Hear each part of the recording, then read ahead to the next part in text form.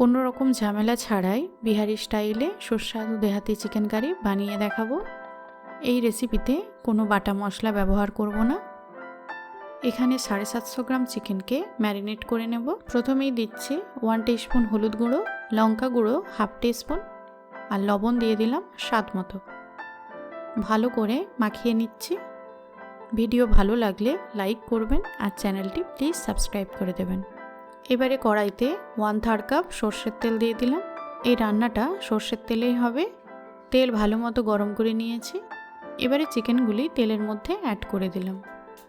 এরপরে 2 থেকে 3 minute medium ফ্লেমে চিকেনগুলি উল্টে পাল্টে ফ্রাই করে নিচ্ছে। এর চেয়ে আর বেশি সময় নিয়ে ভাজার দরকার নেই। এবারে চিকেনগুলিকে তুলে নিচ্ছে। এরপরে ওই তেলেই ফোড়ন দিয়ে দিলাম শুকনো লঙ্কা, তেজপাতা, গোটা গরম মশলা, স্টার অ্যানিস, 1/2 টিস্পুন গোটা জিরে, গোলমরিচ 10 থেকে 12টি আর সামান্য জয়ত্রী। ফোড়নগুলি 25 থেকে 30 সেকেন্ড নাড়াচাড়া করে নিয়ে এর মধ্যে দিয়ে দিলাম 3টে বড় সাইজের পেঁয়াজ কুচোনো। মিডিয়াম ফ্লেমে 2 মিনিট মতো পেঁয়াজগুলি ভেজে নেব।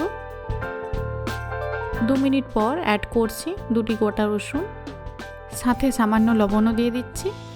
5 মিনিট মতো আবারও মিডিয়াম টু লো ফ্লেমে ভাজতে থাকবো। গোটা রসুনগুলি ফেলে দেবেন না, ভাতের সাথে এই রসুনগুলি খেতে খুবই ভালো লাগে। এরপরে এর মধ্যে দিয়ে দিচ্ছি থেতো করা আদা, রসুন আর কাঁচা লঙ্কা। এবারে ভেজে নেব 3 মিনিট মতো মিডিয়াম ফ্লেমে। কিছু গুঁড়ো মশলা অ্যাড করে দিচ্ছি। হলুদ গুঁড়ো, লঙ্কা গুঁড়ো, ধনের গুঁড়ো, জিরে গুঁড়ো আর কাশ্মীরি রেড চিলি। সাথে অল্প জল অ্যাড করে মশলাগুলি ভালো করে কষিয়ে নিতে হবে 5 থেকে 7 মিনিট মতো। মশলা থেকে তেল ছেড়ে দিয়েছে। এবারে ভেজে রাখা চিকেনগুলি মশলার মধ্যে দিয়ে দিলাম। সামান্য লবণও অ্যাড করে দিলাম। এবারে গ্যাসের ফ্লেম হাইতে রেখে 5 মিনিট মশলার সাথে চিকেন ভালো করে কষাতে হবে। যত ভালো কষাবেন তত টেস্ট ভালো হবে। এখানে আপনারা লবণ টেস্ট করে দেবেন। এরপর অ্যাড করছি 1 কাপ জল।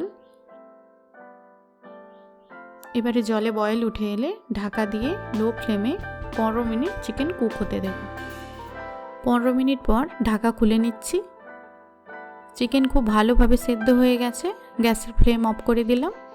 খুব সহজেই তৈরি হয়ে গেল বিহারি স্টাইলে দেহাতি চিকেন কারি। ভিডিও ভালো লাগলে লাইক করবেন আর চ্যানেলটি সাবস্ক্রাইব করে দেবেন।